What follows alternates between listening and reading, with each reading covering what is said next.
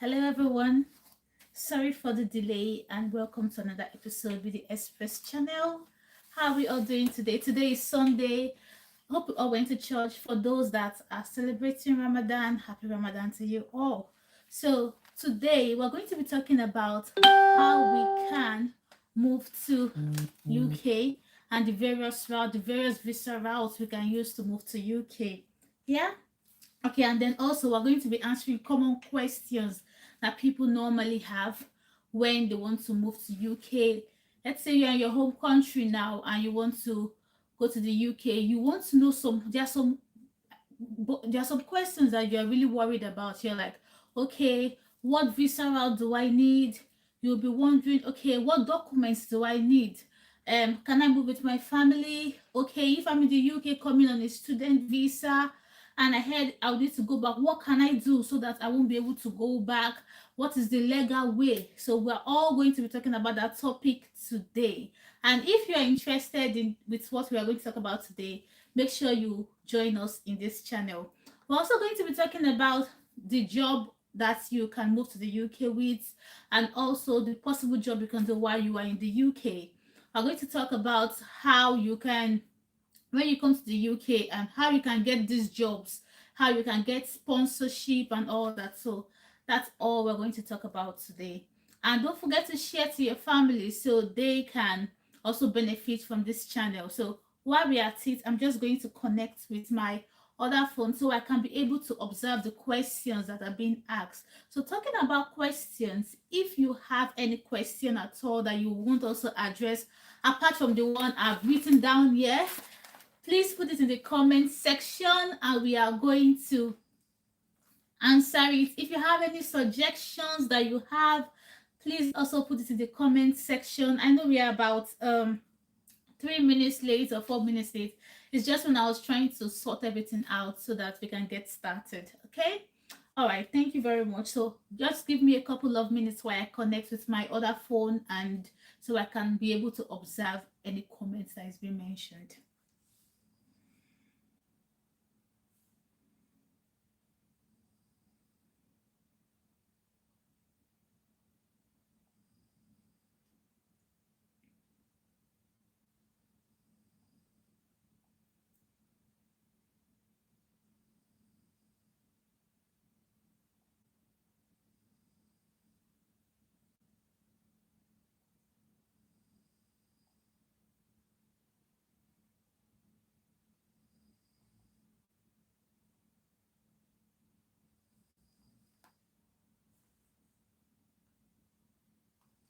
All right, thank you very much. So I'm just going to be typing now using my other phone.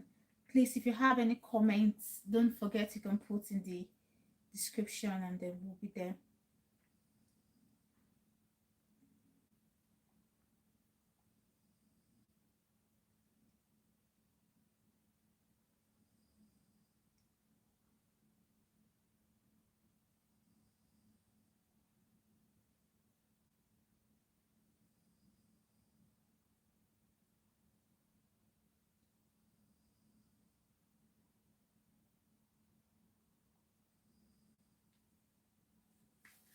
All right, so we're going to get started now. This live is going to be like a question and answer section. Okay, a question and answer. So number one question is, how can I relocate to the UK legally and get a permanent residency and further get citizenship? You know, one thing about moving to the UK is it's not just to move to the UK. If you just say I want to go to the UK, what are you going to the UK for? Are you going for visitation? If you are going to the UK to just visit, it's different from you are going to the UK to move there, to live there, to have a family there, to get your permanent residency and to get your citizenship. It's quite different. So that's why this question is different from how can I move to the UK. It is how can I move, get my permanent residency and get my citizenship. So number one way you can get to the UK through this route is going through legal visa route. And yeah, going through legal visa route, and there are different visa routes you can actually use to move to the UK. Now, for you to be able to get your permanent residency and get your citizenship, you must have lived and worked in the UK for 5 good years. That's the general rule of UK. For you to get your citizenship, you must have lived in the UK and worked in the UK for 5 good years. Yes, there might be some exceptions to it, whereby if you can be in the UK for about 3 years and it's still acceptable, but it's not in all cases. This now is in some rare cases, but the general rule is 5 years. Okay, now, so what are these visa routes you can use? Number one on my list is always the skilled worker visa. Yes, the skilled worker visa, it's like a gold mine, and I think it's the most popular one at the moment. It was previously called the tier 2 worker visa, and this is what people that are, let's say, people that are coming to the UK via the work route, this is the visa that is being given to them. What is the benefit of this visa? This visa allows you to come to the UK and work. It enables you to bring your family along with you, and the moment you get the skilled worker visa, you can stay in the UK for about, depending on the COS that is being given to you. COS is like certificate of sponsorship that is being given to you for you to apply for visa. Now, if they give you 3 years on that visa, the moment you are up to 3 years, you can request or apply again to get another one while you are in the UK. And once you are up to 5 years in the UK, you can apply for your permanent residency. And then after 1 more year, you can apply for your citizenship. Now, that's the skilled worker visa. How do you get the skilled worker visa? I'm going to be using the nursing field for an example. You are a nurse back home. Let's say you're a nurse in any country in Africa, Nigeria, Ghana, whatever country you are in, or you are a nurse in India, or you're a nurse in Canada. Sorry, not Canada. Yeah, Canada too. You're a nurse in Canada, or you are a nurse in Philippines, or you are a nurse in Pakistan, and you want to come to the UK and through the nursing route, and then you've passed the professional requirement, like you've passed your first exam and you want to write a second exam in the UK, and you're trying to get a job. So the moment you keep applying for a job through the several job websites, we've done a video on nurses routes to the UK. The moment you've gotten the job, after you've applied to different companies, they've granted you an interview and you've gotten a job. The moment you've gotten this job from the UK employing company, and then they grant you this COS, you've applied for visa. Most of the time, the visa they will give you is like a skilled worker visa or a health and care worker visa. Or let's say you are a physiotherapist, or you are a tech. Yes, major tech come to the UK now these days. Or you're a teacher. You've applied to the UK while you are back home. They've granted you a job from when you are back home. And once they've granted you a job, then you apply. They grant you a COS, certificate of sponsorship. Then you apply for it. Once you've applied for your visa, the visa they will give you is the skilled worker visa. Once they've given you that skilled worker visa, you can use that visa to come to the UK, and that's the popular one many people used to use. Number 2 on my list is the global talent visa. We've also done a video on this global talent visa. Now, what is this global talent visa? If you are like someone that is into AI, or someone that is into fashion designing, people that are tailors into fashion designing, you are someone that is into photography, you are someone that is into mechanical engineering, and someone that is into different fields, you could watch that video for more detailed information to check out to see if your field is there. I would also recommend everybody to go to the gov.uk website. I'm going to be spelling it. It's called gov.uk. You go to the gov.uk website and you check this website. You say, okay, all right, I want to come to the UK using the global talent visa. What is this visa? So you type on the gov.uk website, what is global talent visa? And they will tell you what global talent visa is. All the information is at your doorstep, is at your fingertips. All you just need to do is to go there and research on it. And if you want further clarification, you can always join our Telegram group. You can check the link in our bio and ask your questions, and we are going to answer it for you. So how do you get your global talent visa now? So let's say you are among all these professions I mentioned, fashion designing, you are into tech, you are into what's the popular one that people study now? Cyber security. You're into cyber security, or you are into I've mentioned engineering and so many others. And then you are into research. That reminds me, you're into research, and so you've applied to get you get the requirement that is needed for that specific visa. Once you've gotten the requirement that people recognize you, you've gotten an endorsement from the UK it's everything is all there. You can watch the video so you can get more understanding or clarification of what I'm talking about. The moment you've gotten it, you apply for your global talent visa. When you've applied for it, you can come to the UK with that visa. Now, what is the comparison between this global talent visa and the other one I spoke about, which is the skilled worker visa? The difference is that when you come to the UK with the skilled worker visa, you are only allowed to do the work that brought you to the UK. Yes, you're only allowed, let's say if you're a nurse, you come to the UK as a nurse, you are only allowed to do that work that you came to the UK with. You're not allowed to open a business. And if you're someone that is a business person, you are being restricted for 5 years to open a business, because legally you are not allowed to open a business in the UK. Okay? But if you're someone that come on a global talent visa, you can open a business in the UK, and that's a very massive, big difference between these two visa routes. Yeah. And then another thing with this global talent visa is they have two types. So one, you are applying that you are just a newbie in your field. You just graduated from school and you plan on developing yourself, or you are in training. Yeah, you are still new in your field. You are growing, so you are like a potential leader in your field. So you are applying like a potential leader.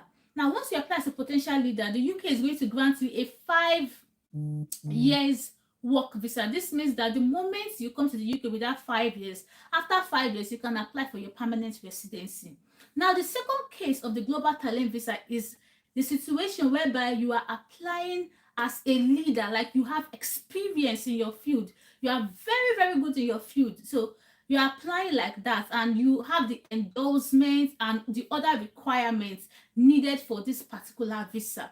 Now, once you have applied for it, the UK is going to grant you 3 years visa. Now, this is so good because after 3 years, you can apply for your permanent residency, and you can apply for your what? You can apply for your citizenship. Now, this is beautiful. Now, why this is very, very good is because unlike the skilled worker visa, you have to wait for 5 years. And even if you are granted the 3 years, you have to apply again for another skilled worker visa so that you will make up to 5 years before you can apply for your permanent residency. But with this one, you can just be on 3 years, and after 3 years you apply for your permanent residency, and this is very good. So I am encouraging you guys to check out that global talent visa video, and it's worth it. Okay, now what is the third route? The third route is the health and care worker visa. The health and care worker visa, it's almost similar to the skilled worker visa. Okay, and it's more of like those that are health workers, those that are nurses, those that are care assistants, the popular care assistants that is ongoing at the moment.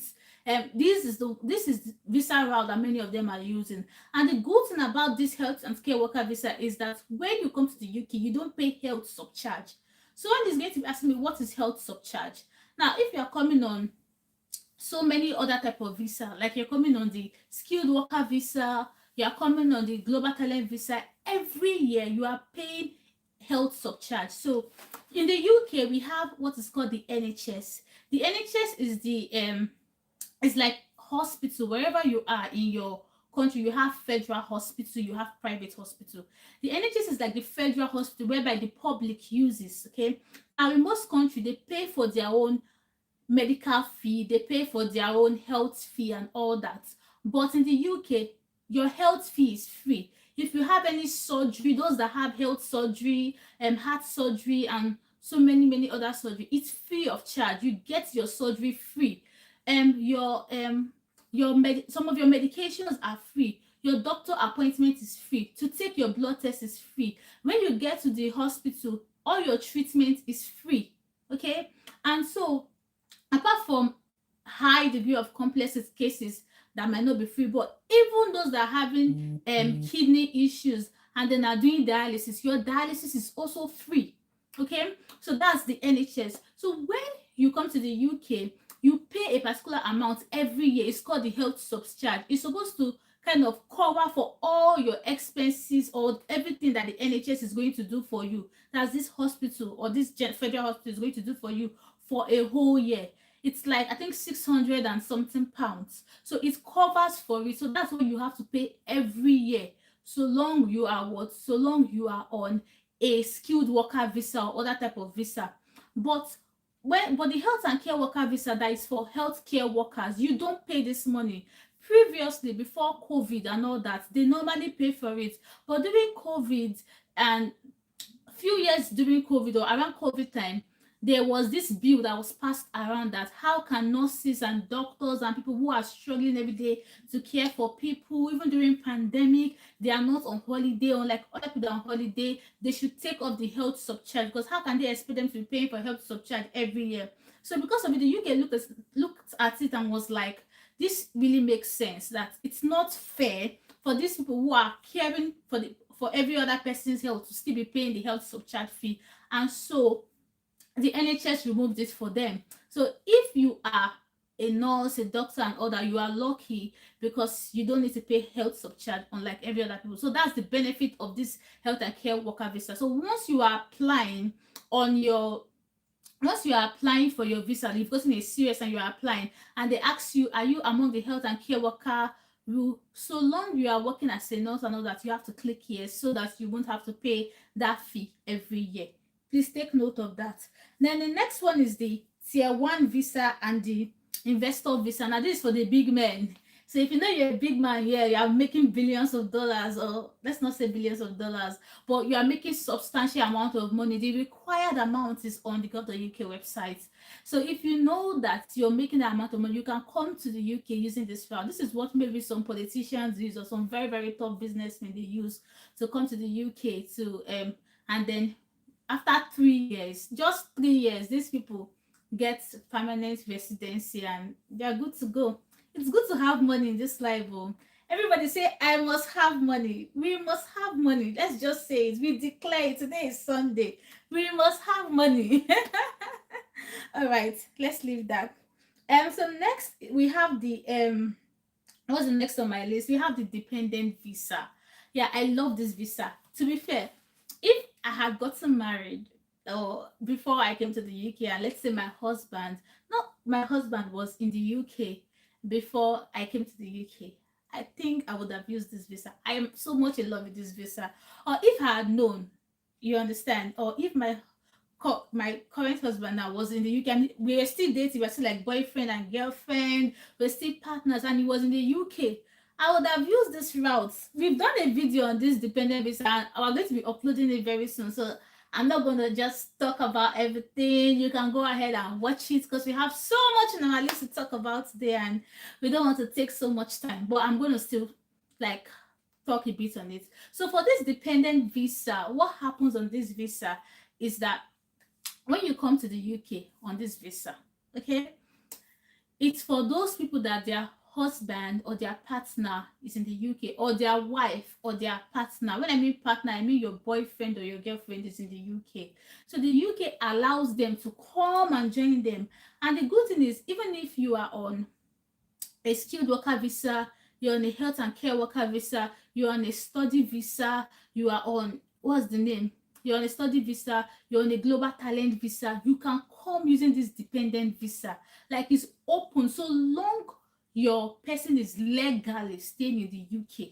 You understand? You can come to the UK using this visa. The only time you cannot come to the UK is, let's say your boyfriend is studying an undergraduate degree, like when I mean undergraduate, I mean he's in the university, not a master's degree now, just a bachelor's degree, then you probably will not be able to use this because it's not open to them.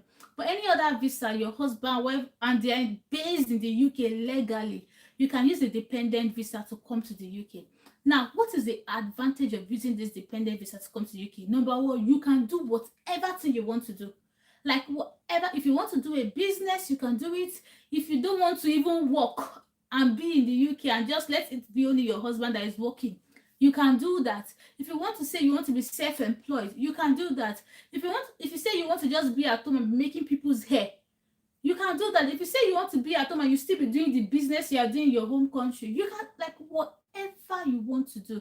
And that is the beautiful thing about this dependent visa. You don't have any restriction on you. The only restriction is you are not going to have access to public funds, but that's for every visa. All immigrants don't have access to public funds. But if you're on a dependent visa, you can do so much, and you are not restricted. If you're on a skilled worker visa, health and care worker visa, you can only do the job you are brought to the UK. And about early time of this year, towards the ending of last year, the UK brought back the 20 hours extra work restriction, which means that if you work in the UK for, let's say your contract with your hospital is like 37.5 hours, the only extra hours work you can do is just 20 hours extra. And at times, some people would like to work a bit more than that so that they can make up with their expenses or also save or have money for investment. But because of that restriction, they can't do that. But unlike now, recently they've brought down the restriction now, so you can do as much as you can till August. Unlike this dependent visa, whereby you are coming on somebody's visa and you can do so much, you can even be at home and be doing online business. The government doesn't care. So long you are doing something legit and legal, we are not putting anybody's life at risk, you can use this visa route to come. And who can come on this visa? Number one, your children. So long your child is under 18 years, they can come on this visa. Number two, your wife or your husband can come on this visa. Number three, your partner. There's something that they call a legal partnership. Let's say you've signed a paper and you and your husband, you guys are just going to be partners, you are not marrying. You know Ronaldo, that's what he did. Exactly. So that legal partnership, that is what is so we have that one. Then we also have the boyfriend and girlfriend own, or you are in a relationship, you are unmarried couple. But in this case, you have to bring proof. The proof that you have lived together for 2 years in the same house. And the type of proof you will bring includes your bank statement and so many other. We've done this video, we're going to be uploading it very soon. So if you haven't subscribed to our channel, make sure as you are watching this our live today, you are going to subscribe to that channel. You are going to hit that like button and subscribe if you want to know more on how you can move on your boyfriend or your girlfriend's visa. We're going to be discussing that in full details. Okay, so next we have is the graduate visa. Before I talk about the graduate visa, I'm going to talk about the scale-up visa. Now, what is the scale-up visa? The scale-up visa is like the skilled worker visa. So the difference between two of them is that, unlike the skilled worker visa, whereby when you come to the UK, you are not allowed to when you come to the UK, if you're working for your employer, let's say you're working for your current employer at the moment, okay, and you want to switch to another employer, you're still doing the same job, but you want to switch to another employer, you will need to inform the Home Office, pay for another visa fee, and then wait for that your new employer to grant you another new certificate of sponsorship. Yeah, they'll have to grant you another one. If you send your resignation, okay, and if you haven't gotten a new job and you're on a skilled worker visa and you've put in your resignation and your new employer have not granted you certificate of sponsorship, and then your old employer has sent a message to Home Office that I'm not sponsoring this person anymore, this person have resigned from me. The moment Home Office has approved it and you haven't still gotten a new certificate of sponsorship, you are going back to your country. So these are things you need to know. Probably I should do a series so that people will understand more. If you want me to do a series, drop it in the comment section. So I will tell you what you should avoid on these different type of visas. Okay, so the Home Office is going to stamp and say go back to your country. So that's why if you're on a skilled worker visa, you must get a certificate of sponsorship from your new employer before you put in your resignation letter and tell your old employer that, or you tell your current employer that I'm leaving you guys, or I'm going to a new person. Now, this scale-up visa is different from the skilled worker visa in this sense, in that in the scale-up visa, you don't need to inform the Home Office anything. If you have worked for your old employer or your current employer for 6 months, and let's say you are working there, you're on a carer visa, you're working there, you're a teacher's visa, and you don't like the way they are treating you, maybe they are maltreating you, some are being horrible to you, or they are not really caring for you, they're giving you really bad treatment, then you can just leave them. You don't need to inform the Home Office. You can just leave them and go to get another one. You are not paying for any additional fee. You are not paying for anything at all. You're not paying for any other fee. You will just leave them. So long you have already worked 6 months with them, you're not entitled to them anymore. You can leave them anytime that you want. Now that's the advantage of scale-up visa. We've also done a video on it. I know we do a lot of videos. That's why we are here. We are here for you guys so that you can gain information. See, information is very important. I keep saying it's the difference between me and the difference between you. Is the information you have. You might have more information in another aspect, and I might have more information in another aspect, and that's why you are good in your field and I'm good in my own field. Okay? So yeah, so that's it. So that's the difference between both of them. So we've done a video and it's called the different type of visa or different type of visa routes you can use to come to the UK. Try and watch that to know more how you can use this scale of visa. Like we went detailed and show you picturesque view on how you can go about your application. So make sure you watch that video. So next that we are going to be talking about is the international other type of visa, but I might not be expatiating into this. Is the international sport visa, the innovation visa, and the Turkish visa. Okay. Now the next one we're going to be talking about is the study visa route. Now why I left the study visa route for the last one is because it will enable us to go ahead to talk about the graduate visa. Yeah.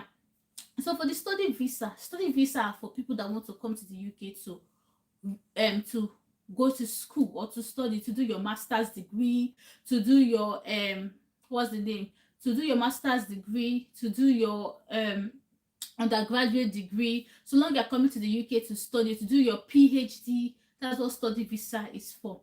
Now what's the thing about the study visa is when you come to the UK on a study visa, you are expected to go back to your home country after studying in the UK, and this is why I left this visa for the last step of visa before we talk about other things. It's because when you're sorry for that, you are expected to go back to your country after you have studied in the UK. Okay, that's what you're expected to do, but there's a way you don't need to go back, and it's legally, everybody knows about this, is that after studying in the UK has also brought another opportunity for you, that instead of you to go back to your country, you have 2 years to undergo and get a graduate visa. So let's say your study visa is getting to an end, you make sure it doesn't get to an end. Very important. So as it's getting towards an end, let's say 3 months or 4 months before you apply for a graduate visa. Now this graduate visa allows you to stay in the UK for a period of additional 2 years. Okay, and then during this time you can be working for different companies and all that, and these companies cannot grant you COS that will enable you to switch to a work visa. The work visa is the popular skilled worker visa, and that's the first one I talked about, the skilled worker visa. So this graduate visa will enable you to switch into a skilled worker visa. Someone will ask me, can't I just switch from my study visa to a skilled worker visa or to a work visa? Yes, you can. You can switch from your study visa into a work visa the moment you get a company that can sponsor your stay in the UK. And I can tell you, yes, there are companies that sponsor you. They have so many. What some people do is they either start from care job or they start from other forms of job too. But even in your field, to like working in some bank, let's say you are into accounting, or you did language and you want to work as a teacher, some teaching job also sponsors you to stay in the UK. You understand? So you can apply to them while you are studying. Now the moment you've applied to them, or you can apply to them during your graduate time, during your graduate visa period, you apply to them and they sponsor you, and you just switch onto the visa. Now, what's the drawback of this study visa? The drawback of this study visa is that I believe that most people, when they come to the UK, the idea they come to the UK with is that, okay, after spending because if you look at the amount of money students spend to come to the UK, it's quite a lot. A lot of people spend up to like £20,000. I was talking to one of my colleagues the other day, and he came in first through study visa before finally he switched onto a work visa. He was telling me that when he came into the UK, he spent more than £30,000 coming as a student from India. And I was like, wow, this is much. Like, this is one of the highest I've seen. I know some people will tell me that it's probably small. If you've spent more than that, you can drop in the comment section. Let us see and know what is really going on. Okay, so he said that he spent more than £30,000 coming to the UK. All right, and then looking at the amount of money these people spent coming to the UK, many of them would not want to go back to their home country. They would like to, after they have gotten this degree, they would like to work in the UK. All right, yeah, they would like to work in the UK. So when people come on a study visa, the drawback on it is that the years that you spend during that study visa, the moment you switch onto a skilled worker visa, it does not count anymore. Yeah, it doesn't count anymore. So the moment you switch onto a skilled worker visa, that's when the years start counting. So the moment you switch, it starts from year 1, year 2, year 3, and when you get to 5 years, then that is when you will not be able to apply for your ILR. So let's say you come on a 2 years course, and you came to the UK on a 2-year course, then you now switch after that 2 years onto a skilled worker visa. That first 2 years you did, it doesn't count that you stayed in the UK. It's the moment you get your skilled worker visa that it starts counting. And the moment you stayed up to 5 years, then you can apply for your permanent residency. Another visa you can switch on to is the global talent visa, and I believe some people are sleeping on this. Please don't sleep on this. If you are doing cyber security, you can easily just apply immediately. You are getting towards the end of your course. You apply for what? You apply for a global talent visa to switch from your student visa. And the moment you switch from your student visa, then you can be able to apply after 3 years or after 5 years, depending on how many years they give you. You can apply for your permanent residency. Now, I don't want to bore you guys. Let us get to another topic, which is what are the documents required. Now, like we always say, your number one document is what? Is getting your passport. If you haven't gotten your passport, please, it is time to do so. If you plan to relocate by next year, try to get your passport. If you try to relocate by the next 2 years, try to get your passport. That is number one key thing you need to get. Number two thing you need to really consider, or number two documents you need to get, is getting to ensure that you have language requirements. Yes, some people will be like, must I write? What is language requirement? The language requirement I'm talking about is your IELTS UKVI. That is the official language test that is recognized by the UK. IELTS UKVI. Now, if you are someone that did an undergraduate degree, you have a bachelor's degree in your home country, and you were taught in English, then you can apply for UK NARIC. You don't need to write IELTS. UK NARIC. You can go to enic.org.uk website and apply for UK NARIC. That is the one you apply to, and then once they grant you that certificate, you don't need to write IELTS. But if you did not do an undergraduate degree, and probably you did a diploma, or you did just high school certificates you have, and you're coming to the UK as different things. You're coming to the UK as a carer, you're coming to the UK as a driver, or any route you're using to come to the UK, then what you need to do is that you need to write IELTS UKVI. Now, the type of IELTS you need to write, whether it's IELTS academic, whether it's IELTS general, depends on what you are coming to the UK for.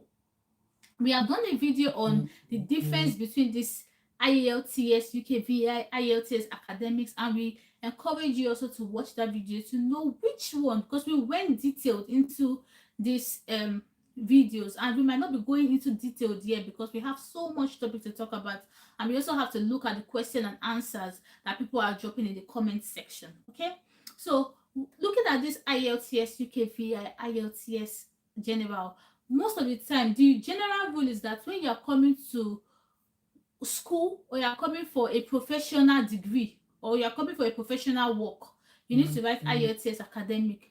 But if you are coming for something that is not a professional work, let's say a high school a high school degree you had, you can write IELTS UKVI general. Please make sure the UKVI is there, because that is the only thing they will recognize. If it does not have UKVI on it, it won't be recognized. Okay.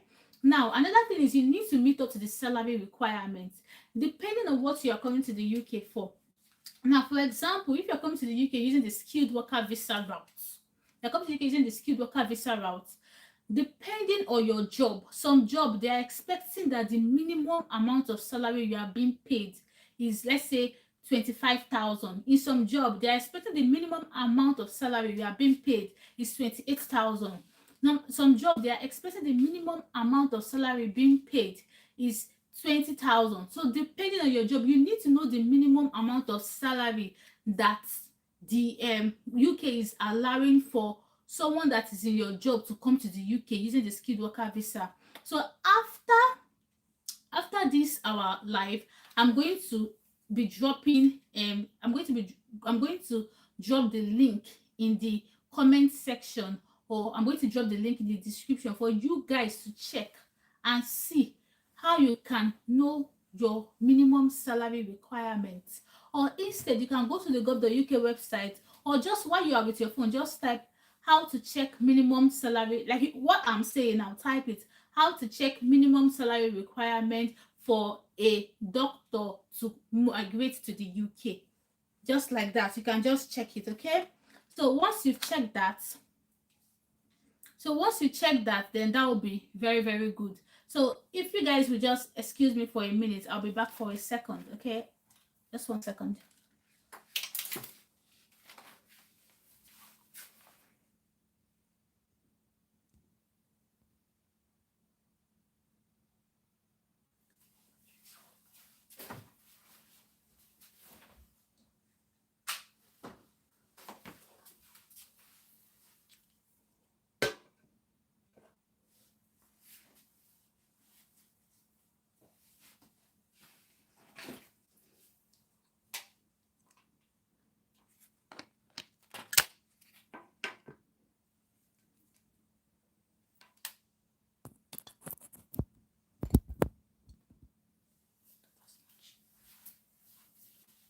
All right, thank you guys for that. Unfortunately, I didn't know that my battery was a bit low, and then my phone was about to go off. And I love you guys so much. I don't want my battery to go off while we are having this live section. So thank you very much for that. So like what I was saying, so you need to check. So I'm going to be dropping the link in the description so that you guys can check to know, okay, what is the minimum salary requirement for your field for you to be able to get this job. So next that we're going to be checking is that you'll be able to also know, you need to also check that you have all your documents ready. Now, what are the other documents that you need to get? Your bank statement, your proof of fund, to show that you can fund for yourself. And if you are coming on a skilled worker visa, you are coming on a health and care worker visa, there are two things involved. Number one thing is that your company is going to be saying that they are going to sponsor you, and so they will specify it on the COS that they are going to sponsor you to come to the UK. So in that case, you don't need to do any proof of fund. But if they haven't specified it there that they are going to sponsor you, you will need to have a proof of fund. Now, if you are coming alone, you need to have at least £1,300 in your account to show. Now, let's say this also depends on the visa route. You also need to check which visa, how much does the UK expect me to have in my account. So if you are coming on a study visa, you will just go to gov.uk website and check study visa and proof of fund requirements. Now, the amount of money they're expecting you to have in your account, you convert it to your currency. Let's use Naira, for example. If they're expecting you to have like 1,300 in your account, the black market rate is like 920 pounds. So you check what is 930 pounds in Naira. Then you ensure that you have that money in your account. Now, that money must be in your account for a period of 28 days consecutively. If it's not in your account for a period of 28 days, your visa will be denied. And this is why some people are having their visa being denied.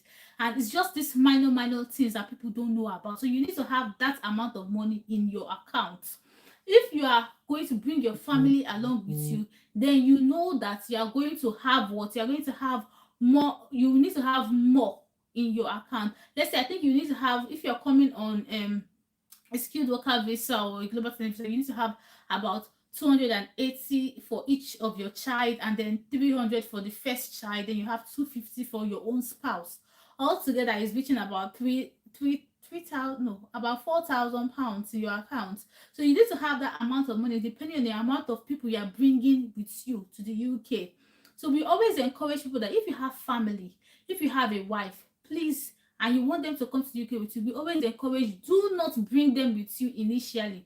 Come to the UK alone first, survey the environment, look for a house, so that when they come, they don't need to stay in the streets or start looking for where they will sleep, or you start saying, oh, you'll be begging one for where they're going to sleep. What? Because the accommodation issue in the UK, it's very, very serious. So it's not easy to get accommodation, especially you are new in the UK, you don't have a history of where you have lived before, and this is where landlords, they like to ask for that history all the time. Show me your 3 years history, where have you lived? And if you don't have a UK history, it's very difficult. So you need recommendation, like recommendation from your school. If you are coming from a school, if you're coming on a study visa, you need recommendation from your workplace if you are coming in through work.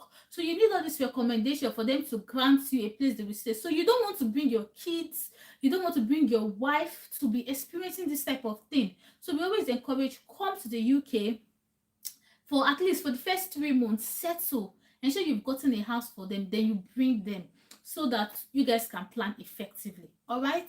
So what are the popular websites you can check for accommodation when you come to the UK? We have Rightmove, we have Zoopla, we have sparerooms.co.uk. So these are different places. We even have On The Market. You can go there and you can look for houses for yourself to live in the UK.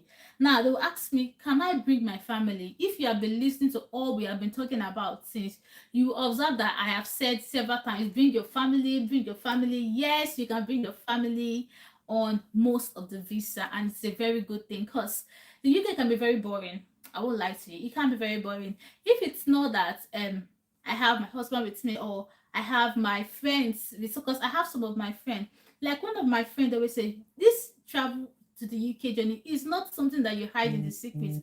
In a country whereby in most African countries, or in Nigeria, let me use an example, and you want to travel out, everybody is keeping it a secret that, oh, this person is a witch, this person is a wizard, is the one that's going to prevent me from getting my visa. There is nothing like that. I'm not disputing the fact that there might be witches or wizards, but there's not, it's, they tell you that even among the 12, there is a Jew, that it was within Jesus' friends and family that one of them betrayed him. So if anybody wants to betray you, it's probably your close family that knows everything already about you. So why don't you tell your friends, if, or your best friend, your closest friend, that, oh, this is what I'm doing, would you like to join me?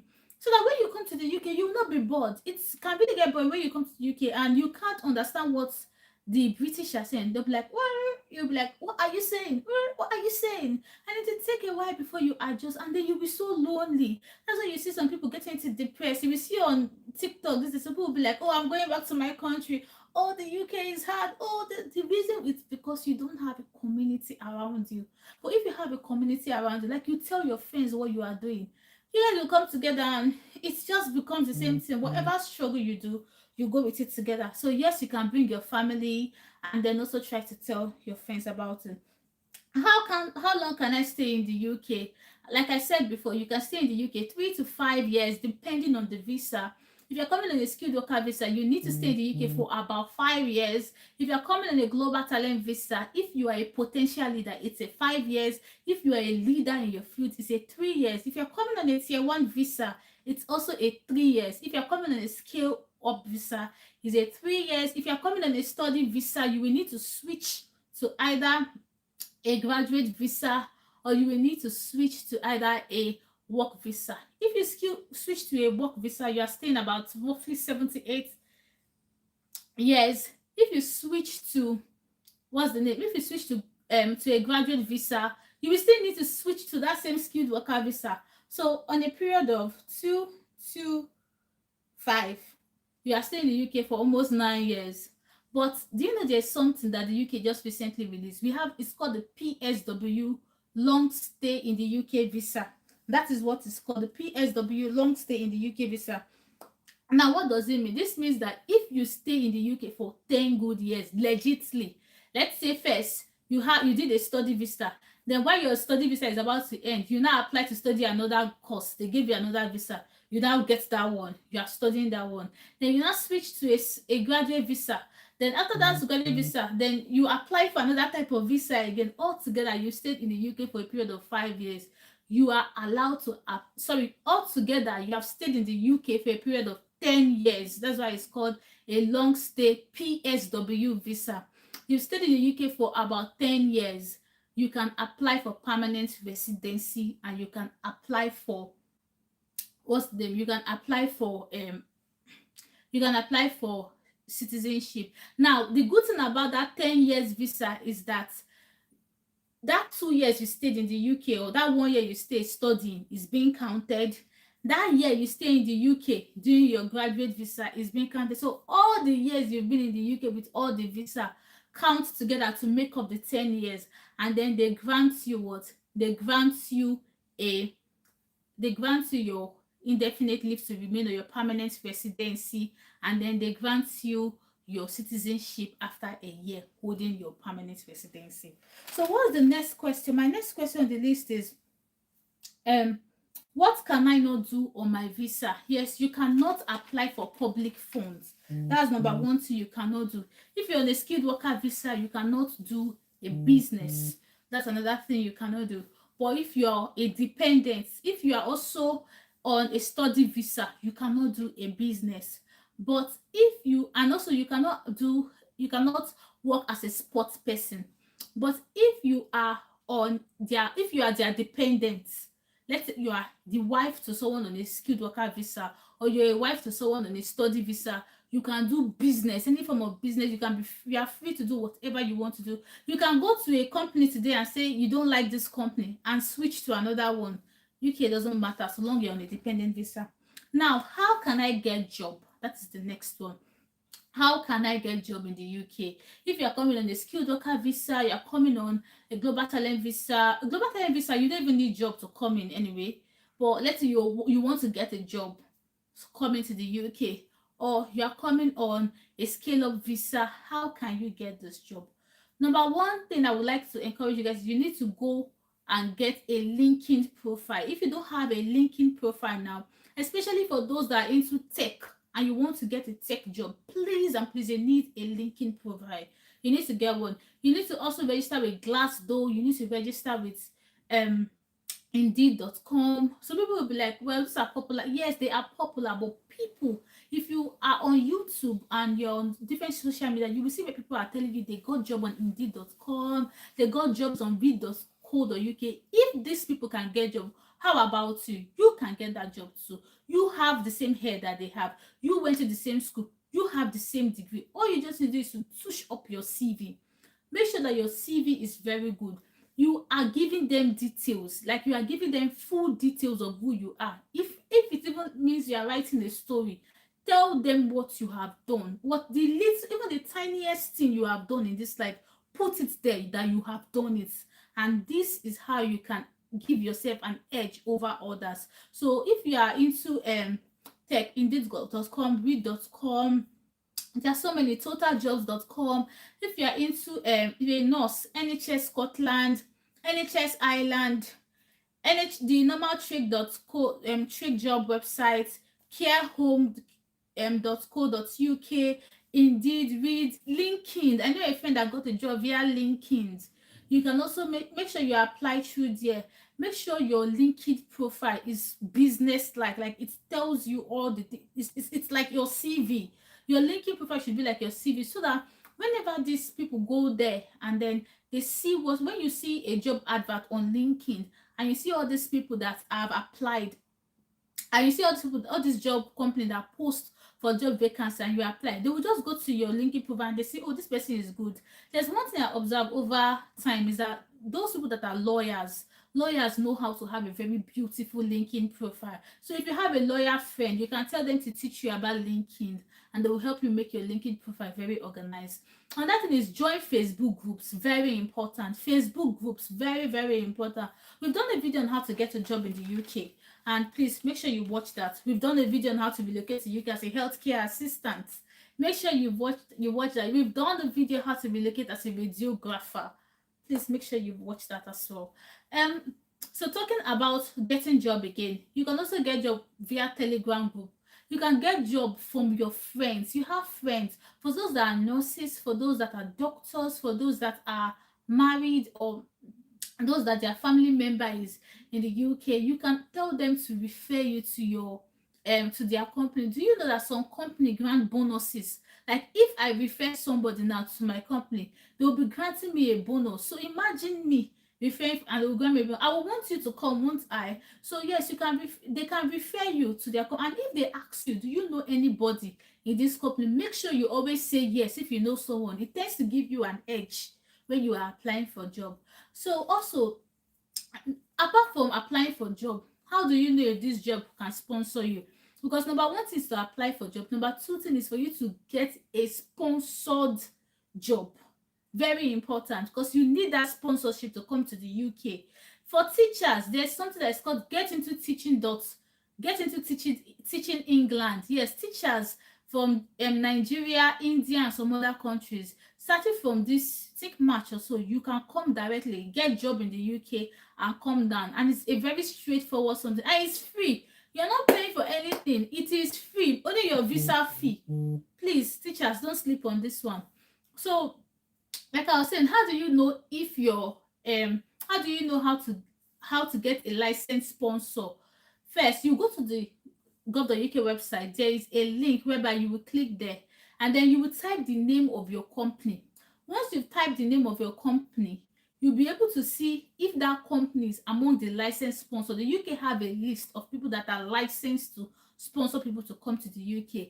This will enable you avoid scammers. There's a trending video going on these days. I've done a video on this, which I'm going to be uploading very soon, on how people were being scammed. They didn't even know, and they were scammed. And luckily for this person, I was able to unluckily for that particular person, now that person was not able to find out on time, and then the UK rejected the visa and grant that person 10 years ban from coming to the UK. Something that wasn't the person's fault. He applied for a job, the scammer gave him a job, even took some money from him to say they want to help and do one or two things. He got the COS looks real, and then he applied for visa, and then UK came back and said, this visa you applied for is not scam. That means you were trying to fraud the UK. Because of that, you've gotten a 10 years ban, you and your family. And just like that, his family has gotten a 10 years ban from coming to the UK. Very, very painful. Quite a very painful story. I also have another story of how it affected my friend, but she was lucky enough that she trusted me to tell me what's going on. Don't worry, we've done a video on that, and we're going to be uploading that very soon. And we're also going to show you how you can check if that person is a licensed sponsor or not, and how to check if your COS is original or not, so as to avoid being scammed like this person was being scammed. Okay, so now what's the next question? Next question is, do I need IELTS? We've talked about that already. So if you are coming to the UK, so long you are not, your country is not known to be English speaking country like Jamaica, the Europe countries, USA, Canada, and so many others. These are known to be English speaking countries. But if you are from Africa, Nigeria, Ghana, or you are from India, Philippines, Pakistan, Bangladesh, and all these other countries, you are not known to be what? You are not known to be English speaking. So you need to write IELTS UKVI. I'm specifying this again, UKVI. And the type of IELTS you need to write varies, whether it's academic or general. Please try and watch that video. So next is, do my health challenge like HIV or hepatitis affect my job offer in the UK? So the UK, one thing about the UK is they can be very, very fair. Very, very fair. So they have this law against discrimination, this law against disability. So if you've gotten a job offer and let's say you have a disability, you should let them know, because they're going to do some health checks on you. Yes, and what they can do is, so long they know that you are competent in working in that company, they can easily draft you to another unit that will suit your disability. If you have HIV, if you have hepatitis, it can help you, because they can easily draft you to another unit whereby you don't need to be in, this is not for the healthcare people, you don't need to be in close contact with those that you are taking blood, so that your blood is not going to mix it with them. They will just trust to another unit that will suit you, and it's going to be very, very good. But it's going to be against the law, whereby you don't inform them of this, and that's when they can now sanction you against it, because you need to be truthful to them. Now, what if I am pregnant? I've heard of several stories where people that are pregnant finally get once they've gotten their visa, they get rejected and all that. I always say that you should let them know the moment you've gotten the job. So long you've gotten the job, it's discrimination for anybody to prevent you from coming to the UK. So long they've done an interview with you and you have gotten that job. Listen to what I said.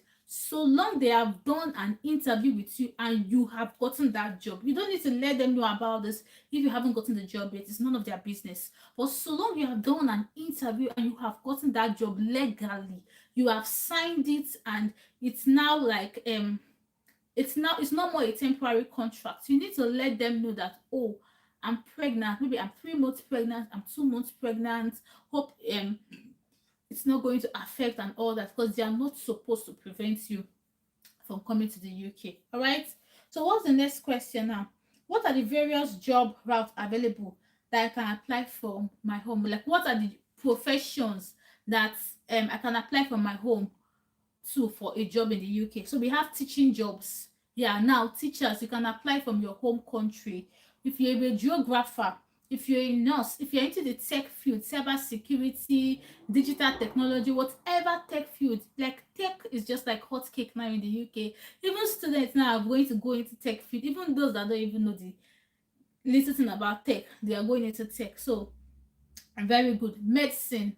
Yeah, medicine. If you study medicine back home, if you are a paramedic, people don't even know about paramedic. Very, very nice field. If you come to the UK and you are if you're a paramedic back home, you can get a job when you are back home and then come to the UK as a paramedic. Just watch out for that video, because we're going to be doing that very soon. If you are a care assistant, this is very popular now. This is like the most popular one these days. Care assistant. But don't look down on your field though, because even drivers can come to the UK. Yeah, if you're a driver, you just need to get the company that is going to sponsor you. But the company driving is on the shortest occupation list. Next we have is science lab tech, or those that studied medical lab or medical laboratory in their school. Then, do you need any special exam? Some of this field you need exam, but for field like care assistant, you don't really need any exam. Just get your field certificates ready. For more professions, don't think that this profession I listed now is the only profession. It is not. If you go to the gov.uk website, click on shortage occupation list.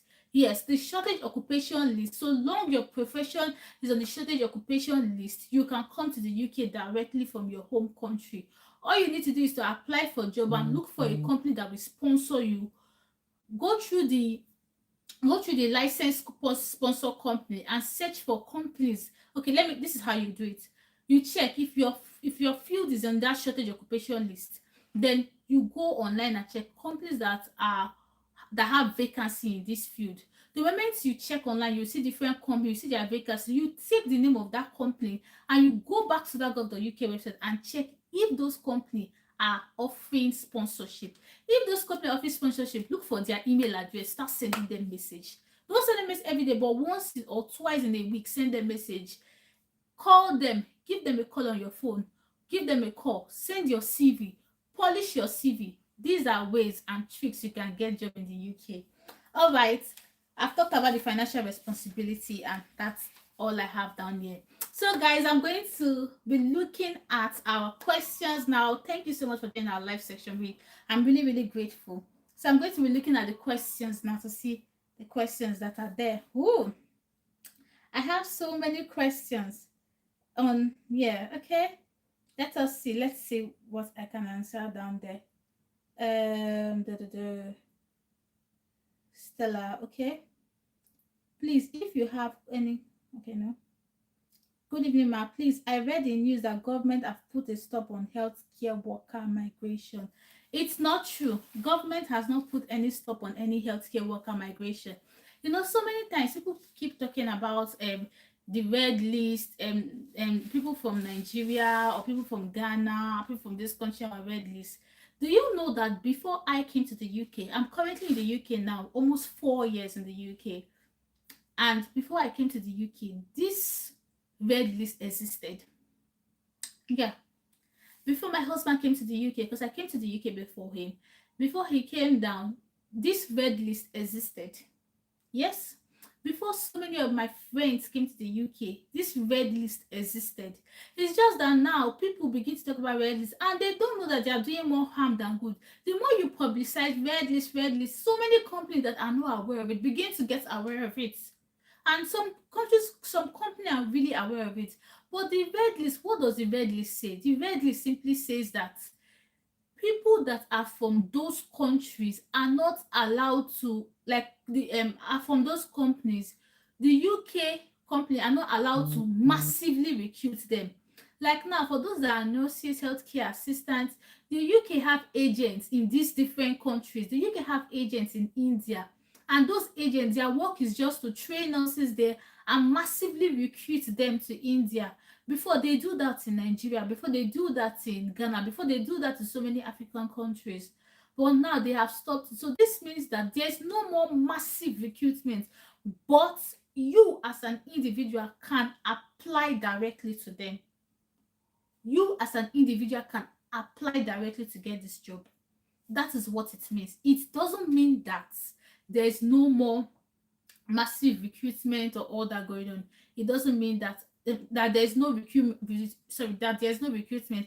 It just means that massive recruitment has been stopped, but you can individually apply for these jobs. Then someone asked me again that healthcare work, they said the healthcare assistant job, the UK have stopped. It hasn't. The only thing they did is the former code was, I think, 6150. They just stopped that code and they just changed the code. The code is now 6145, and it's there. It's written care worker, healthcare assistant, nursing assistant. It is there. So just check the shortage occupation and they just changed the code. It hasn't been stopped. Thank you. Next is, can one move to the UK as a dependent when the husband is working, and what are the documents? And please, if you were here, you must have heard me talk about dependent and how I'm in love with it. And if I had known before I came down, or if my husband or my boyfriend was in, before he became my husband, if he was in the UK before then, I would have come on a dependent visa so I can be free. Like, come on, who wants to be working every day? I don't think you want to. If I have BNSC in nursing, do I need to write IELTS? Yes, you need to. You need to. So yes, it's true that if you have BNSC in nursing, you can come to the UK using you can come to the UK using your NAVIC, or you can apply for NAVIC. But the difference between you and an ordinary person is that for you to register as a UK nurse, you need to have IELTS. The UK nursing body has not yet accepted NAVIC proof of English as a proof for their IELTS body. They haven't. No. Same as doctors. Their body has not accepted NAVIC at all. So they must write IELTS. So it's different from those that are coming for care worker and they did BSc degree. They don't have any professional body, or they don't have any professional exam that they need to write. So long you don't have any professional exam that you need to write, then you can say you will not write IELTS. You can just use your NAVIC proof of English. But so long that you are writing a professional exam, you will need IELTS. Hope that answers your question. Next is, please, I need you to guide me on how to come to the UK, please. Like I've given different routes on coming to the UK, you need to specify what you are coming to the UK for. That is the major thing. Number one thing is you need to say, what am I coming to the UK as? What am I coming to the UK for? Do you understand? Then we can start from there. You can ask this question on the Telegram group, and after you've known what you wanted to come to the UK as, and then you'll get a guidance. Next is, how do I open an NHS account? What do you mean by an NHS account? Thank you. Next is, please, as an RN with BSc nursing in an open university, can I apply through NAVIC? I just talked about it about NARIC. You can come in with your NARIC, but you won't be registered as a nurse because you cannot be registered as a UK nurse without writing IELTS unless you come to the UK using the care worker visa route. Once you've been in the UK as a care worker visa, you work for a year in the UK, and after then, yes, you can come as yes, you can come as what's the name? You come with a care worker visa route, you work for a year in the UK, then you apply to the UK that you apply to the nursing body that you have worked in the UK for a year. Your ward manager is going to stamp on it and say it is true, she can speak English, she can work in the UK as a year. Then nursing body will then give you a waiver off from writing IELTS. But if not that one, then no, you cannot be registered as a nurse if you don't write IELTS. Next question is, please ma, how do I do my verification? If you watch our video, which we've done before, we've talked about how you can do your verification. We talk about how you can, I believe this is nurse because it's most nurses that do verification. You just watch how can I do my verification, and then the moment you watch how you can do your verification, you just go ahead and do your verification. If you are still struggling, then either you email us, or because we help with nursing verification too, we help with doctors lab booking, and then we also help with your paying for your visa fee and all that, especially if you cannot pay for this fee. We also help to teach IELTS. So if you know us, you know Express IELTS Masterclass, we teach IELTS. So you either email us through the info. Our email is on the info on this YouTube channel, or you join our Telegram link, or you join our Facebook and you ask us, and then we link you to our WhatsApp where we do everything. So next question is, do you have any office that one can connect in Nigeria? Most of our stuff is online, but like we said, we bring everything out to you. If you watch most of our videos, you will find out that in the description we always put our Telegram link there. If we don't put it, we put our Instagram. If we don't put it, we put our Telegram. If we don't put it, we put our Facebook. Now, if you don't even find them there, if you click on the Express channel and look at our info, you will see our email address there. You can also email us there. That is how you can contact us via the group. And if it's not that link that is there, any other link, it's not us. Please don't fall into scammers' hand. Any other link is not us. It's just that link. There's no other link that we have there. Okay, and then you will see where we communicate. The name of our group is Express International Journey. Express is always there. Express International Journey. The next question. Good day, I have been able to apply for UK care job, but I keep getting, unfortunately, we are not sponsoring for those outside the UK. And so those links doesn't happen. It is true. I'm not going to say that getting care job these days is very easy. It's not the easiest things to be done now. Last year, when it initially came, it was quite straightforward. Many people were getting, but now it's not so easy. But do you know that even the NHS now are accepting care assistants to come to the UK? So you can also target NHS job. The job you should be targeting is their band 3. So go to their band 3 sponsored jobs, like their band 3 vacancy. Look at the requirements. Now do all the certificates that will step you to a band 3 level, and try to get a bit of more experience. I know about 4 people that NHS has sponsored them now to come to the UK via care assistant, and it even help you avoid scammers. So you can do that, or you just have to keep applying to care.co.uk. People are getting it. I'm not going to say it's easy now, same as nursing jobs, it's not so easy anymore due to this red list thing that people are now more broadcasting, but people are getting it. And if you apply for 100 or 200, you must get one, and that is it. So next question is, please, as a trained teacher with BSc, can I apply with UK NARIC? Yes, you can. You can apply with UK NARIC. You don't need to write IELTS because you are a bachelor's degree person and you're not writing any exam. So yes, you can. Your next question is it possible to work as a nurse? Yes, you can work as a nurse in the UK and school. You are allowed to study even while you're on a work visa. You are allowed to get a master's degree. Currently, I'm even doing a degree. And the good thing about the UK is it can sponsor you. At the moment, I'm being sponsored to do my master's degree in the UK. Thank you. Yeah. Yeah, so yes, you can be sponsored to, and I'm even having another sponsorship to coming up next year to do another degree in the UK. So yes, you can come to the UK and be sponsored. Via even your company can sponsor you. What's your next? Can I get an IELTS personal? We already have an ongoing class, but you can contact us via our email, or you can contact us via our telegram, and then we'll attend to this question in regards to IELTS. I know, but one thing you know is IELTS is not the test of knowledge. It's just for you to know the tricks in IELTS. So probably next Sunday or next 2 Sundays, we should be doing this often so we can talk about our challenges and how we can help one another in solving these immigration journey challenges. And then we'll also talk about what you need to know your IELTS, so it can just help you. We'll invite our boss in IELTS tutorial, and they're very good. Like thousands of people are really passing IELTS now, and it's really nice. Okay, what's the next question? I need you to, okay, I've talked about it to come to the UK. I've talked about it. All right, okay. I can see that I've answered most of the questions here.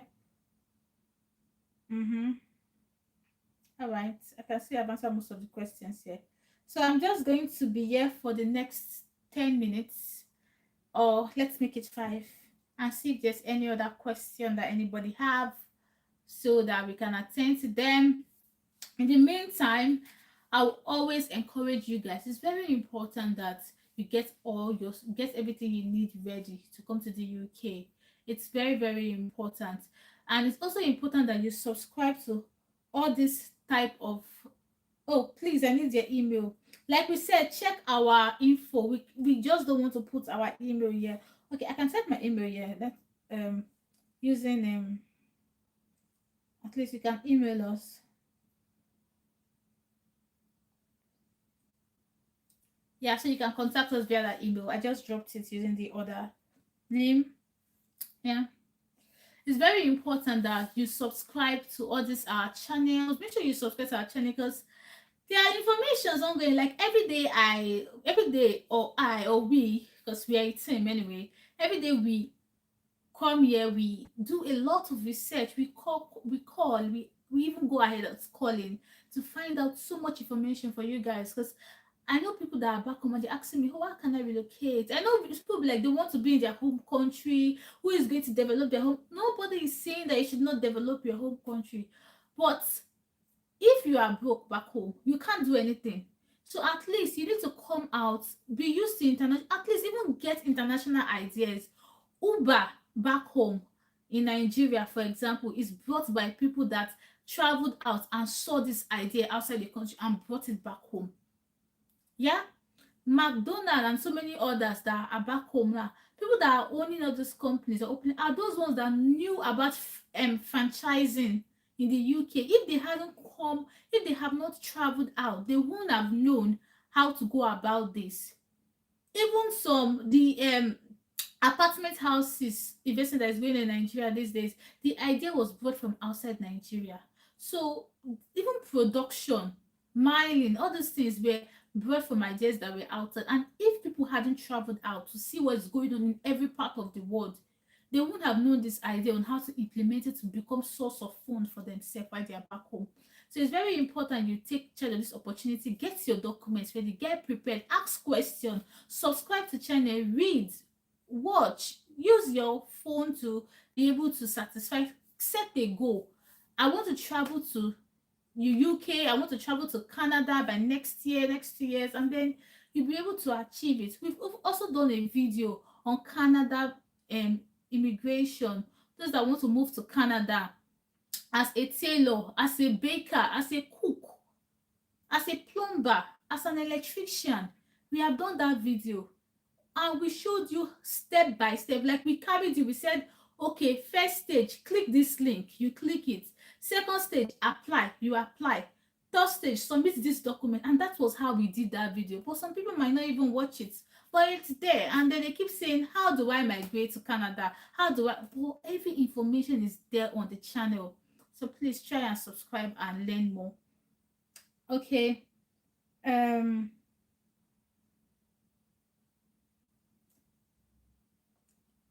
Let's see.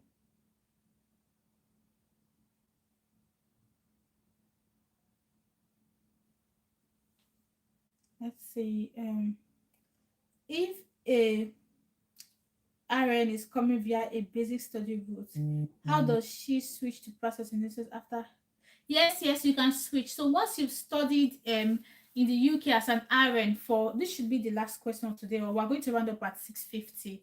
If an RN comes via the study route and you've studied in the UK, and during that period of study, because you will still need to get your UK license, so you will still need to write your IELTS, you will still need to write that exam, that CBT exam, the OSCE exam. So long you're internationally trained, you will still need to write it. So the moment you have written it while doing your course of study in the UK, after 1 year, you can apply, and you've gotten your license. You just apply for, you'll be applying for jobs with NHS, jobs with care home. The moment you get the job, you just switch onto a skilled work visa. You don't need to come home. And it's very good because you can easily get a job as a nurse the moment you get your license. Do you know that if you sponsor yourself on a work visa, this is another topic for another day. Do you know that if you sponsor yourself on a work visa, sorry, not work visa, if you sponsor yourself on a visitor visa and come to the UK to write your OSCE exam, it's even cheaper than the one that you want to do to go out to be doing your masters. If you sponsor yourself to come to the UK, as doctors used to sponsor themselves, they sponsor themselves, come to the UK for 6 months, they write their OSCEs and they get their PIN. The moment you've gotten that PIN, within 2 months, you will get a UK nurse job. I stand any day and I will say this because I know people that have done it. Within 2 months, within 3 months, you will get a UK job. If you sponsor yourself on a visitor visa and come to the UK, we will do, I think we have done that, and we've told you to get a visitor visa. If I'm going to have a look, if we haven't done it, then we'll probably do it. You get a nursing job and you are good to go. Yeah, at times you might need to go back to, but even if you go back to the highest you stay back home is 1 month. Even at, anyway, this is a public place, we're not going to say this, but you can actually get a job after you've gotten your PIN. This is food for thought. You guys should just know that people have been doing this and they've been getting it. Okay. If a RN is coming via basic route, all right, I've talked about it. So thank you very much for watching this video, and I believe we're going to have another section next week Sunday, and where you can ask any other question, or we'll talk about another topic anyway. Thank you so much, and don't forget to like and subscribe and watch our other videos, especially if you have doubt, just to get more in-depth knowledge about this visa route we've talked about today. Now see you in our next video, and bye for now.